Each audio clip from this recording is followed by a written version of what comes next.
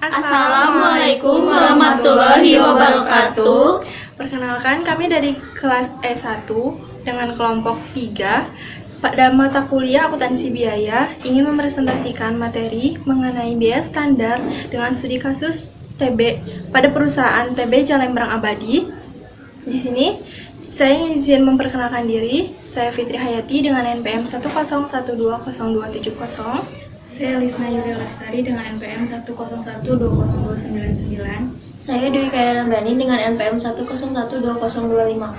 Saya Fitria Dwi Aining Tias dengan NPM 101202272. Saya Hairunisa dengan NPM 1012080. Semoga materi yang kami sampaikan dapat mudah dipahami dan dapat dipahami, semoga bermanfaat juga. Terima kasih, selamat mempelajari.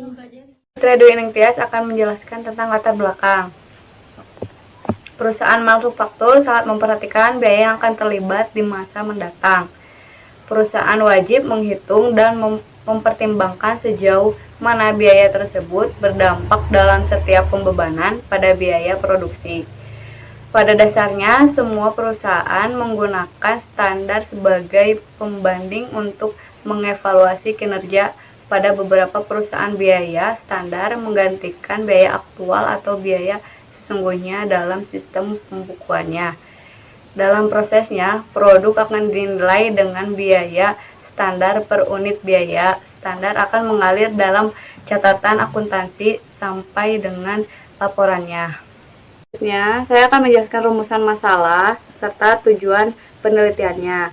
Yang pertama, apa maksud dari biaya standar dan sistem biaya standar? Tujuannya untuk memahami biaya standar dan sistem biaya standar. Yang kedua, bagaimana perhitungan sistem biaya standar dengan metode full costing? Tujuannya untuk memahami dan menghitung biaya standar serta menghitung selisih biaya sesungguhnya dari biaya standar. Dan yang ketiga, bagaimana perhitungan dari biaya standar yang telah ditetapkan oleh TB Jalempra Abadi. Tujuannya mengetahui perhitungan biaya standar oleh TB Jalempra Abadi. Yang keempat, bagaimana penyusunan laporan akuntansi dengan menggunakan biaya standar. Tujuannya mengetahui penyusunan pelaporan akuntansi dengan menggunakan biaya standar. Ini saya akan menjelaskan tentang manfaat biaya standar. Dan yang pertama, untuk mengendalikan biaya. Yang kedua, dirancang untuk memberikan pedoman kepada manajemen. Yang ketiga, menyajikan analisis penyimpangan biaya sesungguhnya dari biaya standar. Berikut mengenai penentuan biaya standar. Yang pertama ada standar bahan baku. Standar bahan baku terdiri atas dua, yaitu standar harga bahan baku. Standar ini memungkinkan untuk memantau kinerja dari Departemen Pembelian dan mendeteksi pengaruhnya pada biaya bahan baku, serta mengukur dampak dari kenaikan atau penurunan harga bahan baku terhadap laba. Ada standar kuantitas bahan baku. Standar ini pada umumnya dikembangkan berdasarkan spesifikasi perusahaan itu sendiri. Standar kuantitas sebaiknya ditetapkan setelah analisis ukuran bentuk dan kualitas produk yang paling ekonomis. Standar tenaga kerja. Standar tenaga kerja ini pun terdiri atas dua. Yang pertama itu standar tarif, yaitu menentukan upah per jam, tarif per unit, dan bonus yang didasarkan pada perjanjian kolektif. Selanjutnya ada standar overhead. Standar overhead ini pun terbagi atas dua. Yang pertama yaitu biaya bahan baku langsung standar. Biaya bahan baku langsung standar ini terdiri atas harga bahan baku langsung standar dan kuantitas bahan baku langsung standar. Yang kedua ada biaya tenaga kerja langsung.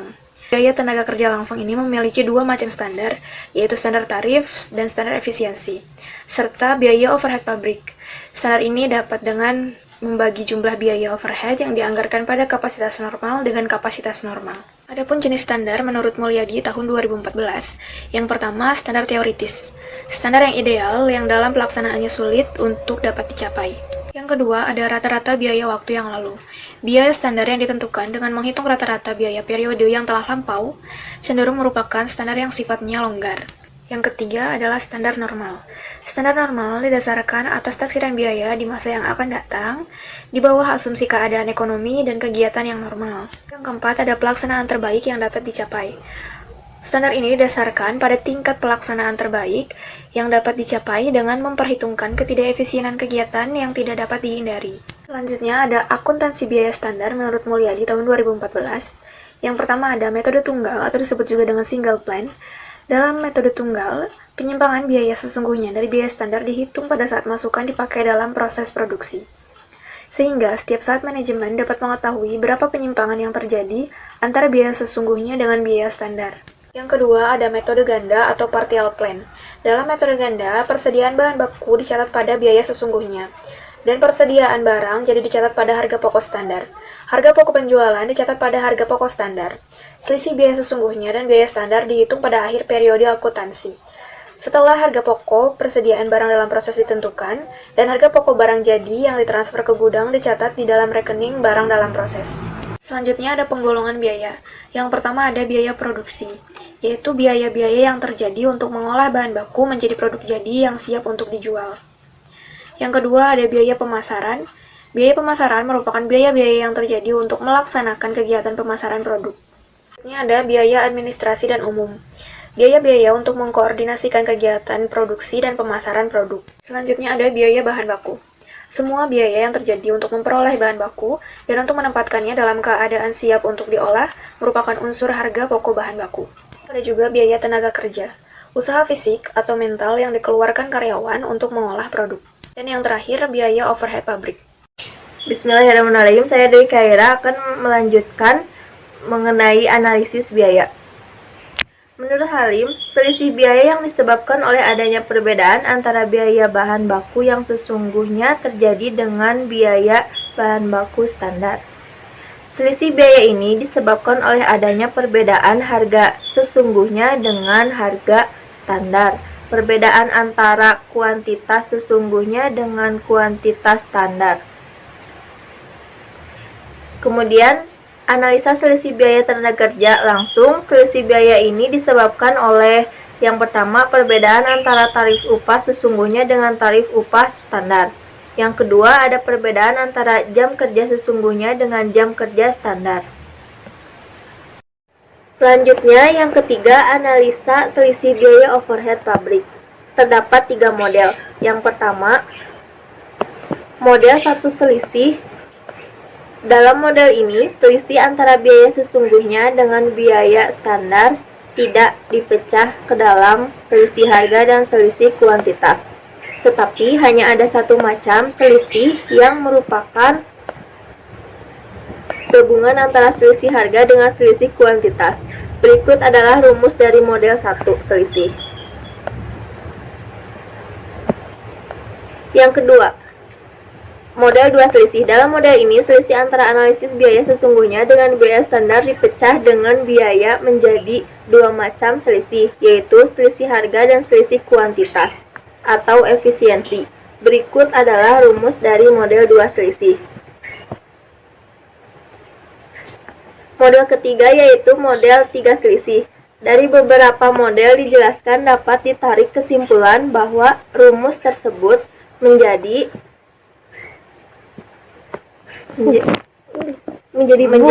yang seperti ada pada PPT ini. Kemudian saya akan menjelaskan mengenai selisih biaya overhead pabrik.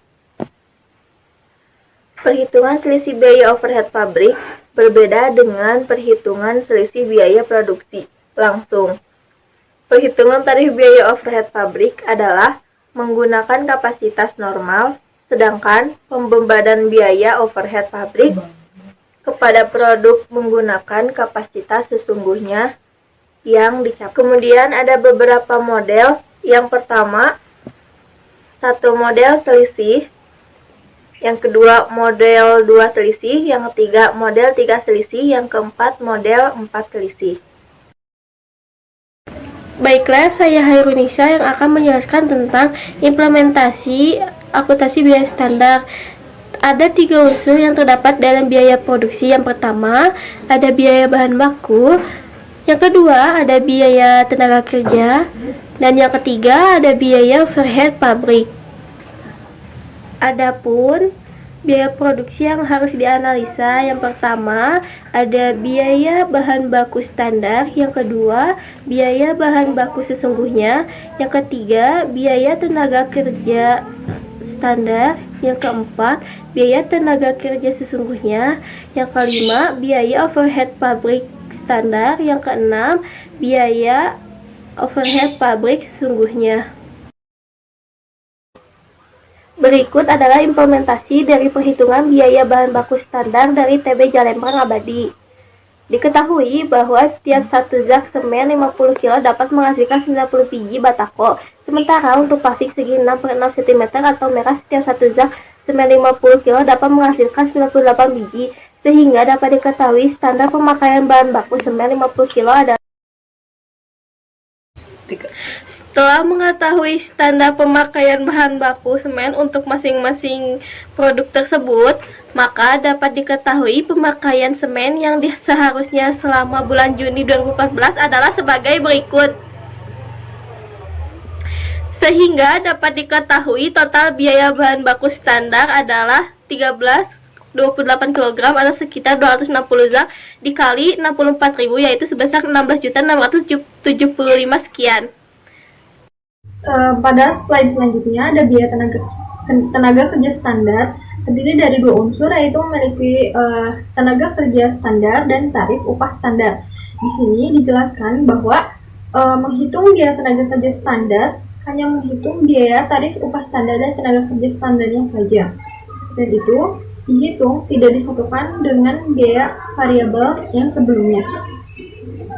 Jam tenaga kerja standar dihitung pada penundaan jam standar atau penundaan waktu istirahat. Misalkan di pabrik terdapat tenaga kerja memiliki 8 jam kerja per hari, maka bisa dirata-ratakan ada 250 jam per bulannya. Yang selanjutnya ada biaya overhead pabrik standar, di mana harga yang dianggarkan pada kapasitas normal dengan kapasitas normal yang sesungguhnya itu dapat dibandingkan atau dihitung secara keseluruhan. Maka dari itu dapat dilihat pada tabel selanjutnya. Di situ ada biaya listrik sebesar 600.000 dan biaya bahan bakar 1 juta senilai 1.300.000. Anggaran BOP tersebut disusun berdasarkan kapasitas normal. Anggaran biaya overhead pabrik bagian listrik mencakup anggaran untuk membayar listrik selama periode tertentu, yaitu sebesar Rp600.000. Dan anggaran biaya overhead pabrik bagian bahan bakar mencakup anggota untuk pembelian bahan bakar selama satu periode, yaitu senilai Rp1.300.000. Di situ dapat disimpulkan bahwa biaya overhead pabrik standar dapat dihitung per hari dan dikumpulkan pada satu periode tertentu. Tabel dasar pembebanan, di mana ada jam kerja standar, kapasitas normal, dan tarif BOP. Di situ sudah tertera berapa jumlah tenaga kerja standar, kapasitas normal, dan tarif BOP-nya. Nah, dapat diketahui dengan cara membagi jumlah biaya overhead pabrik variabel yang dianggarkan pada kegiatan atau kapasitas normal dan kapasitas normal sebesar 7.037 per jam kerjanya. Sedangkan bebanan BOP standar merupakan hasil perkalian antara tarif BOP dengan jam kerja standar, yaitu sebesar 1.686.889. Ada bagian pada tabel tersebut dijelaskan ada biaya bahan baku, ada biaya tenaga kerja langsung, biaya overhead pabrik. Di situ sudah tertera total biaya, total sesungguhnya, dan varians, di mana varians sendiri merupakan selisih antara antara total biaya standar dan total biaya sesungguhnya. Itu adalah merupakan analisis biaya produksi. Berdasarkan pembahasan di atas mengenai perhitungan sistem biaya standar pada pabrik Bahako dan Paving TB Jalembang Abadi, dalam kegiatan operasionalnya pabrik Batako dan Paving TB Jalembang Abadi pada bulan Juni 2014 masih terdapat biaya produksi yang menyimpang biaya standar yang ditentukan yaitu bahan baku sebesar Rp5.280.160, yang biaya tenaga kerja langsung sebesar Rp500.000 dengan biaya overhead pabrik sebesar Rp623.889. Alhamdulillah, materi yang kami sampaikan sudah dapat dijelaskan semuanya. Terima kasih atas perhatian dan waktu yang telah disempatkan untuk menonton video ini. Semoga bermanfaat. Sekian dari kelompok kami. Wassalamualaikum warahmatullahi wabarakatuh.